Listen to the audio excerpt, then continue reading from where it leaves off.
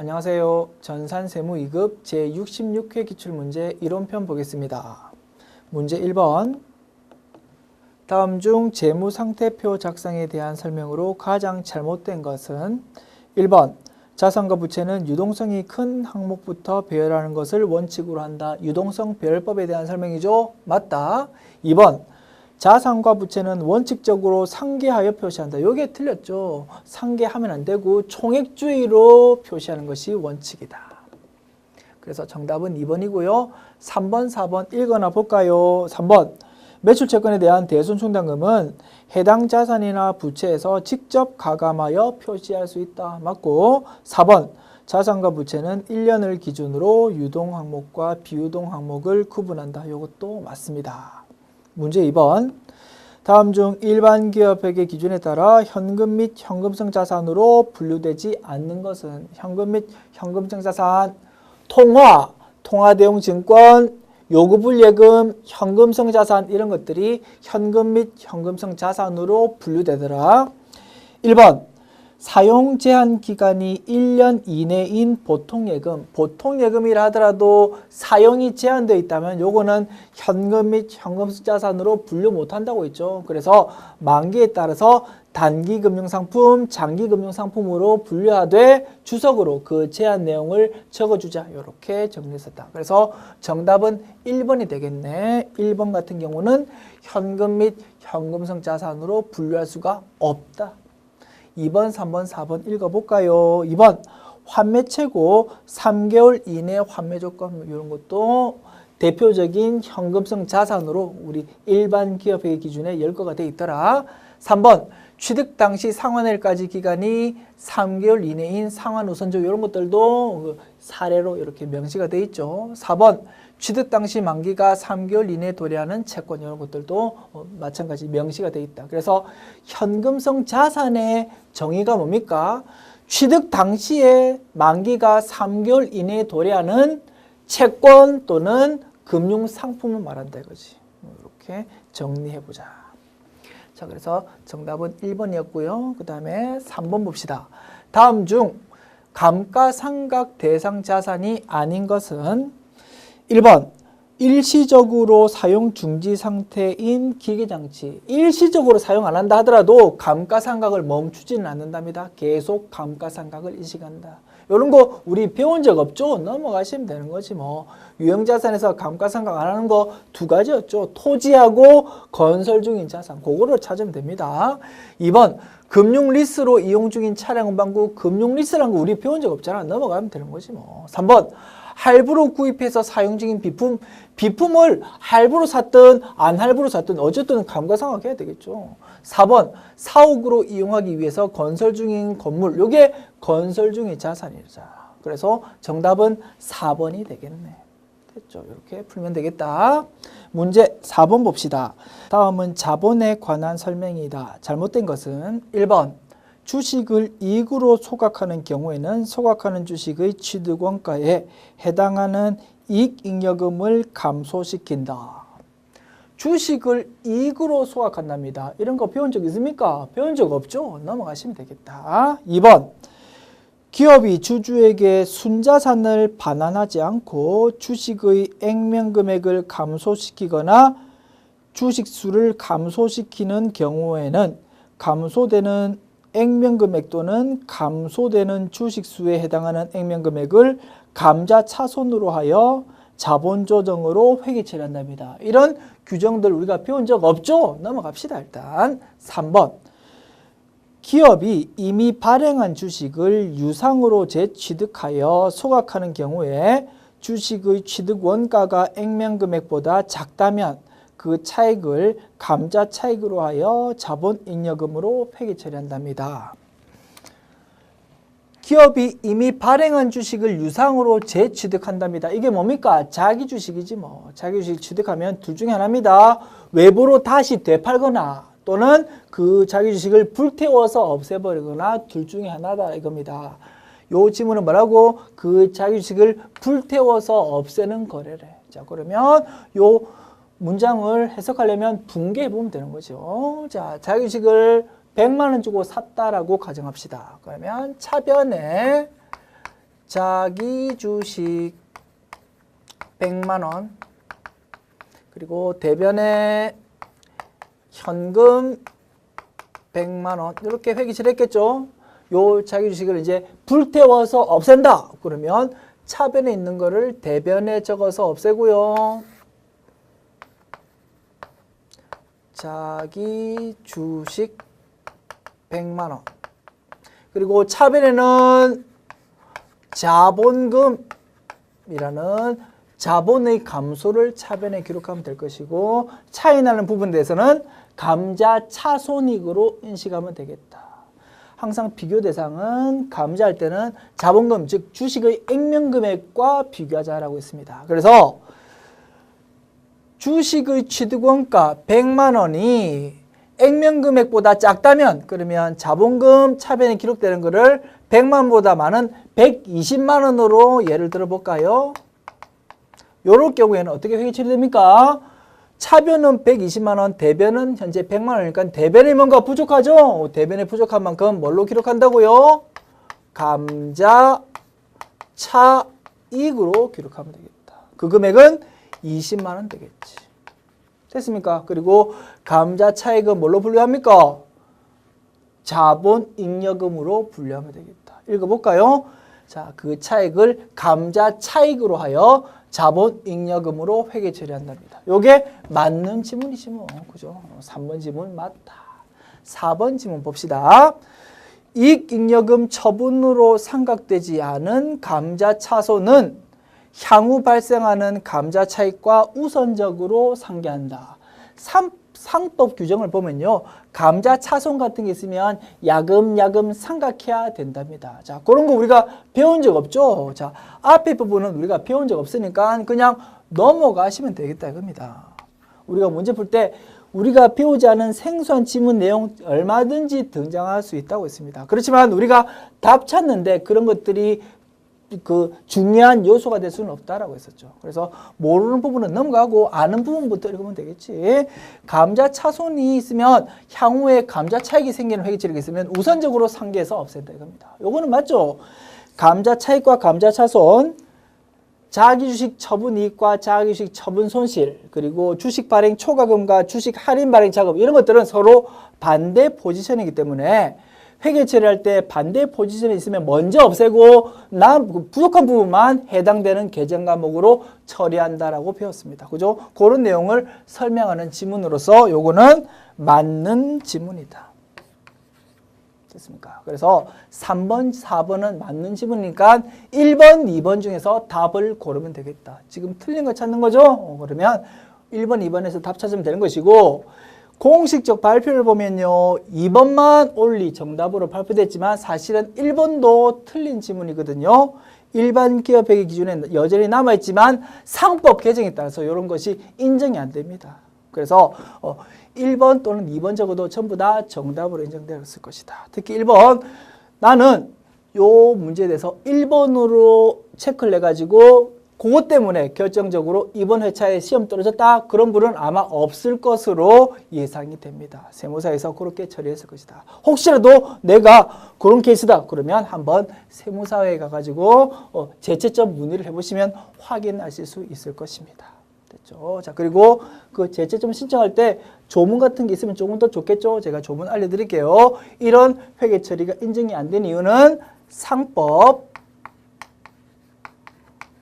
제 343조 그리고 제 343조의 2 요런 조문을 보시면 요런 주식을 이익으로 소각하는 이런 회계 처리가 더 이상 인정이 안 된다는 거 확인하실 수 있겠습니다. 됐습니까? 자, 그래서 이렇게 결론 내릴게요. 제66회 전산세무 2급을 내가 시험을 쳤다. 그러면 우리가 알고 있는 포인트로서 3번, 4번 지문이 맞다라는 거는 판단할 수 있겠죠. 그리고 혹시라도 1번, 2번을 틀리게 이렇게 체크를 했다고 그러면 나는 정답이 전부 다 인정이 되었을 것입니다. 그리고 앞으로 내가 전산세무 2급 시험을 쳐야 된다고요? 그러면 1번, 2번 지문 같은 거는 앞으로 나올 일이 없습니다. 그래서 3번, 4번 지문 정도만 가볍게 읽고 넘어가 주시면 되겠다. 결론 내렸습니까? 자, 그리고 이제 문제에서 이런 지문이 나왔으니까 한번 부연 설명은 들어볼게요. 한번 들어보십시오. 이해 안 가도 괜찮습니다. 그냥 가볍게 한번 들어보십시오. 설명 시작합시다. 자, 일단 요 분계들 일단 지울게요.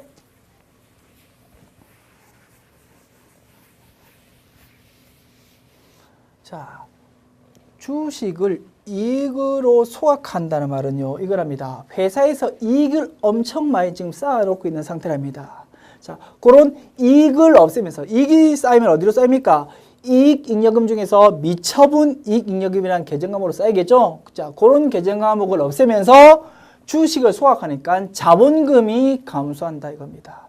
자, 이렇게 회계 처리가 되려면 이렇게 이루어진답니다. 먼저 주식을 소각하니까 자본금을 감소시켜야 된다, 그죠? 그러려면 일단 외부에 뿌려져 있는 주식을 돈을 주고 사야 된답니다. 그러면 외부에 있는 주식을 돈 주고 산다. 그러면 뭡니까? 결국 자기 주식이지 뭐, 그죠? 그래서 예를 들어서 100만 원 주고 자기 주식을 산다. 그러면 차변에 자기 주식 100만 원, 대변에 현금 100만 원. 이렇게 회계 처리했겠지. 그리고 이 자기 주식을 불태워서 없애버린다 이겁니다. 자, 그러면 차변에 있는 자기 주식을 대변에 적어주고요.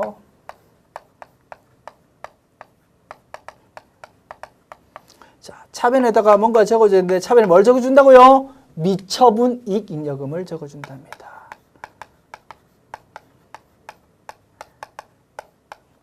얼마? 100만 원 이렇게 적어주면 되겠죠. 그러면 원하는 목적, 주식을 외부로부터 사가지고 불태워서 없애버리는 것이고, 미처분 이익잉여금 대변에 있던 거죠, 그죠? 요거를 차변에 적어서 없애는 목적을 달성할 수 있다 이겁니다. 이게 이익 소각에 의한 주식 감소인데, 자, 이렇게 회계 처리하고 나면 문제가 생긴다. 자, 기존에는 주식이 100주가 발행되어 있었답니다. 그런데 이런 회계 처리하고 나면 자기 주식이 예를 들어서 한 10주였다라고 가정한다면, 이런 회계 처리하고 나면 발행 주식 수는 이제 100주가 아니고 90주로 줄어든다 이겁니다. 그러나 회계 처리에 어디를 보아도 차변에 자본금이라는 계정 과목은 전혀 들어가 있지 않죠. 그러다 보니까 원래는 발행 주식수 곱하기 주당 액면가액 이렇게 하면은 자본금 계정 과목 금액이 톡 튀어나와야 되는데 항상 그 등식이 성립했는데, 이런 이익 소각에 의한 주식 감소가 이루어지면 그 다음부터는 주식 발행 주식수 곱하기 주당 액면가액 아무리 열심히 곱해도 그 금액이 자본금 계정 과목과 지금 틀려진다 이겁니다. 등식이 더 이상 성립하지 않는다라는 큰 문제점이 있었다 이거지, 회계적으로 볼 때. 자, 그런데 다행히도 이런 주식의 이익 소각에 의한 감소 요구 규정이 없어졌대요. 2012년도 상법 개정에 따라서. 자, 그 이유는 이거랍니다. 자, 보십시오. 어차피 자기 주식을 사가지고 불태워 없앤다 이거 아닙니까? 우리 이미 알고 있죠, 이런 처리. 자기 주식 취득해가지고 둘 중에 하나라고 있습니다. 소각해서 없애든가 아니면 외부로 처분하든가. 그죠? 자기 주식의 그 불태워 없애는 소각하고 다를 바가 없다 이겁니다. 실제는 거의 다를 바가 없는데 회계 처리만 괜히 차변에 미처분 이익잉여금이 와가지고 사람 헷갈리게 하니까 이런 제도는 없앴다 이거지. 다만 과거에는 상법 개정하기 전에는 자기 주식을 취득하려면 굉장히 제한적인 이유일 경우만 가능했다고. 그런데 이런 제도를 없애면서 요 실질이 자기 주식의 취득 후 소각과 똑같으니까 그걸로 좀 대체하기 위해서는 대신 자기주식 취득 사유를 조금 완화시켜 줬다 이겁니다. 그래서 지금은 회사가 특별히 제한된 사유가 아니다 하더라도 자기주식을 취득해가지고 그거를 불태워서 없앨 수 있답니다. 대신 이런 제도는 없앴고. 자, 그러면 우리가 교재에서 배웠던 자기주식의 취득 후 처분 또는 소각, 그것만 잘 알고 있으면 이제 앞으로는 문제가 전혀 없다라는 것이지. 그리고 일반 기업회계 기준에 과거 상법에 따라서 이런 조문이 여전히 남아있지만 이런 회계 처리는 더 이상 알 필요도 없는 것이다. 그래서 이런 지문 자체가 나오면 안 되는데 나왔고 요거를 틀린 지문이다라고 해도 정답으로 인정이 되어야 된다 이겁니다. 말 됩니까? 그렇게 하시면 되겠다. 그리고 이런 지문 앞으로는 시험 나올 일이 전혀 없다. 그래서 열심히 제가 회계 처리 설명드렸지만 이런 거 언제 몰라도 됩니다. 그렇죠? 우리 교재에 있는 자기 주식에 대한 회계 처리만 잘 알고 있자. 됐습니까? 자, 그리고 2번 지문 요것도 일반 기업회 기준에 나와 있긴 한데요. 자, 요것도 실무적으로는 거의 쓸 일이 없다라고 보시면 되겠다. 뭐라고 되어 있습니까? 순자산을 반환하지 않고 주식의 액면금액을 감소시킨대. 주식의 액면금액을 감소시키는 걸 뭐라고 한다고요? 줄여서 자본금을 감소시킨다라는 걸 줄여가지고 감자라고 말한다고 했죠. 일반적으로 감자가 되려면 돈이 나가야 되죠. 현금이나 보통 예금이 나가야 되는데 현금이나 보통 예금이 나가지 않고 주식을 감자시킨대. 이런 거를 무상감자라고 부르고 우리 교재에서는 결손금 누적 금액을 없애면서 자본금 감소시키는 그런 거래를 소개하고 있다 겁니다. 자, 그런데 일반 기업의 기준에 따르면 무상감자에 대해서 이런 조문이 있더랍니다. 그렇지만 이런 규정이 있지만 실제적으로 자본금을 감소시키는 것은 상법에서 굉장히 꺼려하거든요. 왜냐하면 자본 충실의 원칙 때문에. 그래서 웬만한 사유로는 자유롭게 무상감자를 할 수가 없고요. 실제로 무상감자하는 사례를 보면 거의 대부분이 결손금 누적돼 가지고 그거를 없애는 경우밖에 없더라 이겁니다. 그렇기 때문에 우리 교재는 무상감자 예로 결손금을 없애는 분계를 소개하고 있더라. 그런데 일반 기업의 기준에서는 이런 조문도 있기는 있더랍니다. 그러나 이런 점은 모르더라도 이 지문이 이상하다, 틀렸다라는 것을 판단할 수는 있을 것이라고 생각됩니다. 한번 볼까요? 자, 돈이 나가지 않고 주식 액면금액이 없어진답니다. 그러면 자본금이라는 게 내 자리가 원래 대변이죠. 요게 차변으로 적힌다. 예를 들어서 100만 원 이렇게 적힌답니다. 자, 일반적으로는 대변에 현금이나 보통 예금 나가야 되는데 요거는 현재 아무것도 안 나가는 분계래. 그래서 일반적으로 우리 교재에서는 요거를 대변에 결손금 적히는 분계를 배웠죠. 그런데 만약에 결손금 보전이 아닌 사유로 이렇게 무상감자가 이루어진다면 어떻게 할까 그 말입니다. 그러면 이때는 뭔가를 채워야 되겠죠. 일반 기업의 기준 그 규정을 보면요. 감자 차익으로 채우랍니다. 100만 원. 그리고 감자 차익은 당연히 자본 잉여금으로 분류되겠지. 이런 조문이 있더랍니다. 자, 그러나 이런 점은 몰라도 이상한 거지. 자, 요 지문은 어떻게 되어 있습니까? 자, 뭘로? 자, 감자 차손으로 이렇게 처리하라고 지금 지문이 되어 있잖아. 그래서 요 지문이 틀린 거래. 자, 보세요. 대변에 뭔가를 채워야 되는데 감자 차익이나 감자 차손 둘 중에 하나랍니다. 그럼 뭐가? 당연히 감자 차익이 와야 되지. 감자 차손은 이상하잖아. 감자 차손은 내 자리가 차변인데 어떻게 대변에 와? 그죠? 그래서 요 지문을 굳이 규정 자체를 모르고 읽으면서 판단하더라도 좀 이상하다, 틀렸다라는 거 판단은 할 수 있을 것이라고 생각이 드네요. 됐죠? 그래서 요 2번 지문이 틀렸대.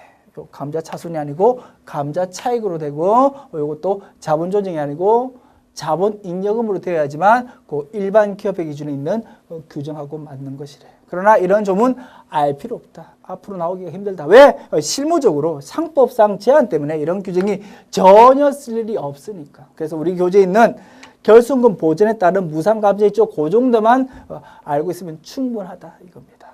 됐죠? 조금 긴 시간 할애해서 이런 지문들을 설명드렸고요. 이제 열심히 설명은 드렸지만 이런 지문을 잊어버리라. 1번, 2번 지문은 이렇게 정리합시다. 됐죠? 자, 지웁니다.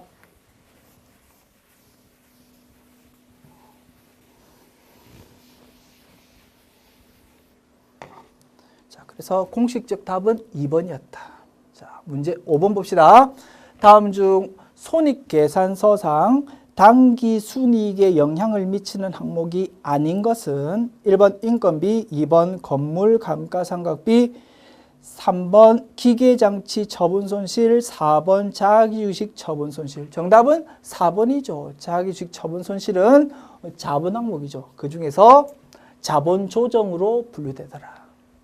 문제 6번 봅시다.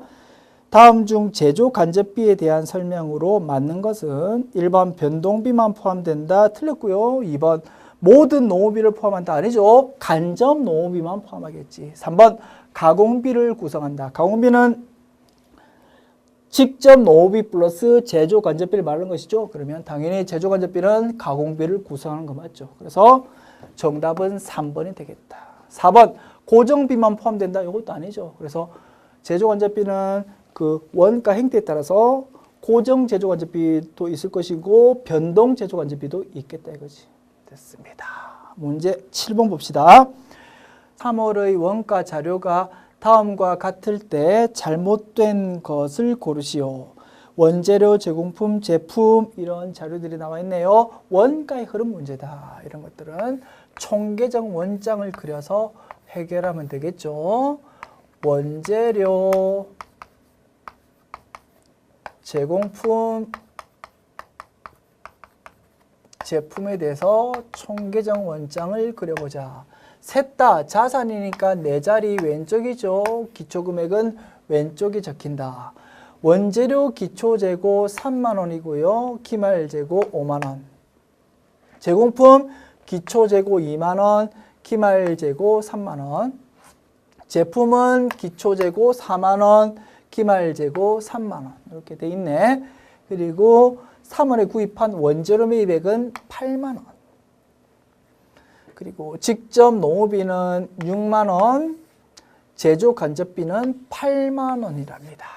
자, 그러면 재료 사용 금액은 얼마일까요? 3 플러스 8 마이너스 5 하면은요, 6만 원이 되겠다. 그러면 단기 총 제조원가는 6 플러스 6 플러스 8 해가지고요, 20만 원이 나오겠다. 그러면 단기 제품 제조원가는 20만 원 플러스 2만 원 마이너스 3만 원 해가지고 19만 원이 산출이 된다. 그리고 매출원가는요, 19 플러스 4 마이너스 3 해가지고 20만 원으로 산출이 된다. 됐습니까? 자, 이제 지문을 하나씩 읽으면서 틀린 것을 찾아봅시다. 동그라미 1번. 3월의 직접 재료원가는 6만 원이다. 맞고요. 동그라미 2번. 3월의 단기 총 제조원가는 22만 원이다. 20만 원이다. 이렇게 하시면 맞는 거죠. 그래서 2번이 틀린 지문이네. 잘못된 거 찾는 거니까 정답 2번 되겠다. 3번. 3월의 단기 제품 제조원가는 19만 원이다. 맞고요. 4번. 3월의 매출 원가는 20만 원이다. 그렇게 해서 정답 2번을 찾을 수 있겠다. 그래서 원가의 흐름 우리가 알고 있는 로직에 따라서 답은 어렵지 않게 찾을 수 있습니다만 조금 문제의 미비점은 하나 보이네요. 자, 이런 문제가 성립하려면 가정이 하나 있어야 되겠죠. 자, 재료비 사용 금액이 6만 원이다라는 건 알 수 있지만 재료비 사용액은 두 개로 나눠지죠. 직접 재료비와 간접 재료비로 나눠진다. 그리고 간접 재료비는 제조 간접비로 간다 이겁니다. 그래서 이런 우리가 조금 전에 풀었던 방법대로 답을 찾으려면 전제가 하나 필요하다. 요 회사는 only 재료비 요 6만 원이 직접 재료비다 이겁니다. 즉 간접 재료비는 없다라는 가정이 있어야지만 완벽한 문제가 된다. 됐죠? 그래서 이왕이면 문제는 뭐 큰 무리 없이 풀 수 있지만 문제를 조금 완벽하게 깔끔하게 정리하고 풀자. 됐습니까? 그래서 단 간접 재료비는 없는 것으로 가정한다. 뭐 이런 식으로 부연 설명을 추가해 주십시오. 됐습니다. 지울게요.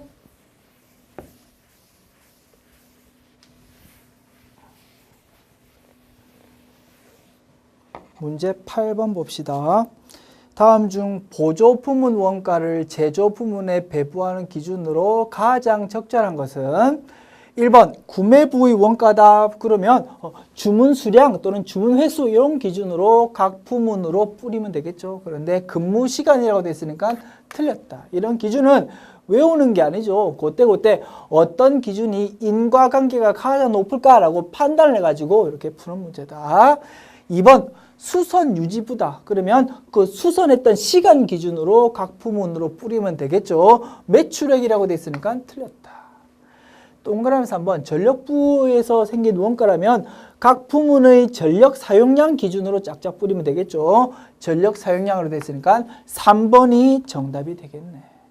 4번 인사부에서 원가가 발생했다. 그러면 그 해당되는 부문별 그 종업원 수별로 뿌리면 되겠죠. 아무래도 종업원 수가 많으면 인사팀에서 해야 될 일이 많을 거 아닙니까? 그러면 비용이 많이 들겠지 뭐. 그죠? 그래서 그 가장 적절한 기준은 그 각 부문의 종업원 수가 적절할 것이다. 됐죠? 이런 식으로 판단하면 정답은 3번이 된다. 자, 문제 9번 봅시다. 다음 중 개별 원가 계산과 가장 관련이 있는 것은 1번 작업 원가표. 바로 정답 나왔네. 1번이 개별 원가 계산과 적합한 좀 관련이 있는 뭐 개념이지. 개별 원가 계산에서는 각 개별 작업별 원가가 작업 원가표를 통해서 집계된다라고 했지 않습니까? 그죠? 그래서 1번이 정답이고요. 완선법 환산량, 선입선출법, 가중평균법 같은 거는 종합 원가 계산과 관련이 있는 용어들이다. 문제 10번 봅시다. 종합 원가 계산에서 재료비는 공정 초기에 전량 투입되며 가공비는 공정기간 동안 균등하게 투입될 경우 일반적인 가정이죠. 이런 일반적인 가정일 때 평균법에 의한 재료비와 가공비의 완성품 환산량으로 맞는 것을 찾아랍니다. 자, 물량 먼저 파악합시다. 기초 제공품이 300개고요. 그에 대한 기완성도가 있지만 평균법은 기초 제공품의 기완성도 같은 거 전혀 고려하지 않죠. 자, 단기 투입은 1,500개가 투입이 되었대. 그러면 왼쪽 합계 1,800이고요. 오른쪽 합계도 1,800 돼야 되겠다.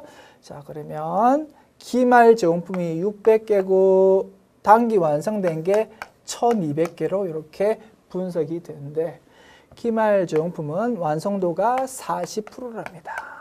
자, 그러면 파이프라인 이렇게 생겼을 때 1,200개는 평균법은 무조건 기초 제공품 없고 전부 다 올해 처음 출발했다라고 가정하는 것이죠. 그래서 1,200개 처음부터 출발해서 이렇게 통과했다. 600개는요, 처음부터 출발해서 40%의 요까지 오다가 멈췄다 이겁니다. 자, 요거에 대해서 재료비와 가공비에 대한 완성품 환산량을 구해보자. 1,200개는 묻지도 따지지도 않고 그냥 1,200 적어주면 되겠다. 그리고 기말제품 600개. 재료비의 완성품 환산량은 재료비는 공정 초기에 완전 그냥 한꺼번에 투입되니까 600개 곱하기 40%가 아니고 100% 해가지고 600개로 완성품 환산량 적고요. 가공비는 600개 곱하기 40%. 그죠? 4, 6, 24. 240개로 이렇게 적으면 되겠다.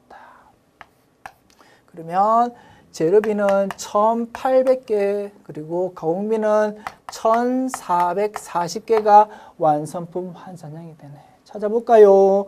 재료비 1,800, 가공비 1,440. 정답은 3번이 되겠네. 됐습니까? 지웁니다.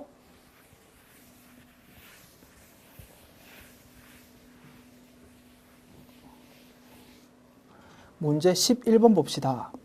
다음 중 부가가치세법상 용역의 공급에 해당하지 않는 것은 1번 상표권의 양도. 자, 요거 보이지 않는 권리다. 자, 재화의 공급이란 유체물과 무체물을 말한다고 했죠. 무체물이란 건 눈에 보이지 않는 것을 말한다. 그래서 눈에 보이지 않는 전기 또는 권리 같은 거를 양도하는 것도 재화의 공급으로 본다라고 했습니다. 그래서 상표권의 양도는 용역의 공급이 아니고 재화의 공급에 해당한다. 그래서 정답은 1번이 되겠네. 2번, 3번, 4번 읽어볼까요? 부동산 임대업의 임대, 요거 당연히 용역의 공급이고요. 특허권의 대여. 자, 권리를 양도하는 거는 재화의 공급 맞습니다만 권리를 빌려주는 것은 용역의 공급으로 봐야 되겠죠. 자, 4번. 건설업의 건설 용역, 요 대표적인 용역의 공급에 해당하는 것이다 라고 했습니다. 음식점업, 숙박업, 건설업 이런 것들 용역의 공급이라고 강조드렸죠. 자, 그래서 정답은 1번이었다. 문제 12번요. 다음 중 부가가치세법상 면세 대상 재화나 용역에 해당하지 않는 것은 1번 가공되지 아니한 신용품, 미가공 신용품으로서 면세죠. 2번 시내버스에 의한 여객 운송 용역. 자, 여객 운송 용역 중에서 비행기, KTX, 우등고속버스, 택시 이런 것들은 과세로 빠지고 나머지는 면세다라고 했습니다. 그렇다 보니까 시내버스, 시외버스, 그 다음에 마을버스 이런 것들은 다 면세로 남아있다 이겁니다. 그렇으니까 2번 지문 면세 맞겠네. 그죠? 3번 성형수술을 위한 의료보건 용역. 자, 의료보건이 면세는 맞지만 미용 목적의 성형수술은 과세라고 했죠. 그래서 3번 요게 면세가 아닌 것으로서 정답이 되겠네. 4번 봅시다. 정부의 인허가를 받은 학원 등에서 제공하는 교육 용역. 학원이 교육으로서 면세라고 했죠. 그래서 정답은 3번이 되겠다. 그래서 답 찾는 거 크게 어렵진 않으나 성형수술 앞에 미용 목적 이렇게 단어가 있으면 조금 더 좋겠다. 그죠? 성형수술 중에서 뭐 치료 목적도 있을 수 있으니까. 그죠? 그래서 미용 목적 성형수술이라고 우리가 지문을 좀 완벽하게 고치고 이 문제를 연습해 보시면 좋겠네요. 됐습니다. 문제 13번 보겠습니다. 당기에 면세사업과 과세사업에 공통으로 사용하던 업무용 트럭 한 대를 매각하였다. 다음 중 공급가액의 안분 계산이 필요한 경우는 공통사용재화를 안분했을 때 직전 과세기간의 과세 비율과 면세 비율로 이렇게 안분을 해야 되는데 예외적으로 안분을 하지 않아도 되는 사유들이 몇 가지 있었죠. 그거를 문제로 만들어 보았네요. 봅시다. 공통사용재화의 공급가액이 49만 원이다. 공통사용재화 공급가액이 50만 원 이하라면 안분하지 말라라고 했었죠. 요 금액 전체를 과세 대상으로 보라고 했습니다. 그래서 안분 계산 필요한 경우를 찾는 거니까 1번은 답이 될 수가 없다. 2번 공통사용재화 공급가액이 4,500만 원인데요. 신규 사업 개시했답니다. 그러면 직전 과세 기간이 없죠. 그러면 이 경우도 안분할 필요가 없다. 전부 다 과세 대상으로 보자. 동그라미 3번 공급가액이 3,500만 원이고요. 자, 매출 비율이 직전 과세 기간의 총 매출액은 3억 원이고 면세 매출액은 1,400만 원이랍니다. 그러면 직전 과세 기간의 면세 비율이 몇 프로일까요? 1,400만 원 나누기 3억 원 이렇게 계산해 보면 0.04666 나온다 그래요. 그죠? 그러면 4.67% 이렇게 볼 수 있다. 5% 미만이니까 면세 비율이 5% 미만일 때는 안분하지 말고 전체를 다 과세 대상으로 보라라고 했죠. 그래서 이 부분도 안분할 필요가 없다. 그러면 보나마나 정답은 4번이 되겠네. 4번은요. 공급가액이 5,500만 원이고 총 매출액 그리고 면세 매출액이 이렇게 나와 있답니다. 자, 면세 비율 계산해 볼게요. 900만 원 나누기 2억 원 하면요. 4.5%가 나옵니다.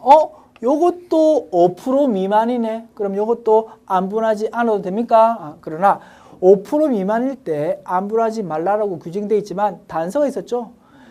공통사용재화의 공급가액이 5천만 원 이상이라면 5% 미만도 금액이 작지 않다라고 보기 때문에 5천만 원 이상일 때는 5% 여부에 관계없이 무조건 안분해라. 이런 식으로 규정이 되어 있죠. 그래서 정답은 4번이 되겠다.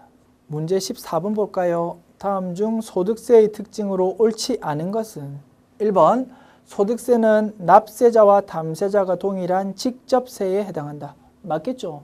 간접세에 해당하는 것은 부가가치세, 직접세에 해당하는 것은 소득세, 법인세 이런 것들이 있다. 동그라미 2번 소득세는 개인별 소득을 기준으로 과세하는 개인 단위 과세 제도를 원칙으로 한다. 이것도 맞고요. 동그라미 3번. 소득세의 과세 방법에는 종합과세, 분리과세, 분류과세가 있다. 이것도 정확한 지문이고. 그러면 보나마나 답은 4번 되겠네. 소득세는 소득금액과 관계없이 단일 세율을 적용한다. 이런 거는 부가가치세법과 관련되어 있는 내용이죠. 소득세는 단일 세율이 아니고 5단계 초과 누진 세율로 구성이 되어 있습니다. 그래서 4번 지문이 틀렸다.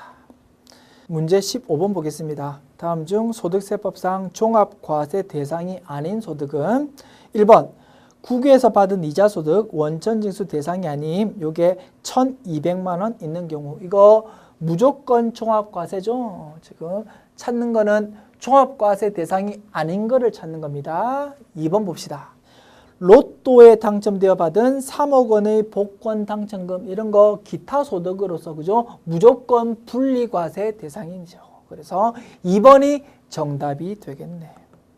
3번, 4번 읽어나 볼까요? 3번 소득세법상 성실신고 대상 사업자가 업무용 차량을 매각하고 200만 원의 매각 차익이 발생한 경우 이런 거 우리가 배운 적 없죠? 넘어가시면 되겠다. 4번 회사에 근로를 제공한 대가로 받은 급여 2천만 원. 자, 일용 근로자라는 언급 없으니까 상용 근로자라고 해석해야 되겠죠. 상용 근로자가 받은 근로소득 기본적으로 종합과세 대상 맞죠. 다만 예외적으로 나는 only 근로소득밖에 없고 그 근로소득이 회사에서 연말정산되었다면 5월 달에 종합소득세 신고를 따로 안 해도 된다라는 그런 규정이 있는 것이지. 어쨌든 기본적으로 상용 근로자의 근로소득은 종합과세 대상이 맞다 이겁니다. 그러다 보니까 정답은 2번이었다. 자, 3번 지문이 하나 등장했는데요. 이거 우리 답 찾는 데는 전혀 영향을 끼치지 않고요. 이런 지문 이제 가볍게 한번 들어보시면 되겠습니다. 자, 엄밀히 따지면요. 이런 지문은 전산세무 2급 출제 범위를 벗어납니다. 한번 설명 들어보세요. 가볍게. 자, 법인세법 개정이 되었거든요. 2016년도부터. 자, 그 개정 규정에 따르면요.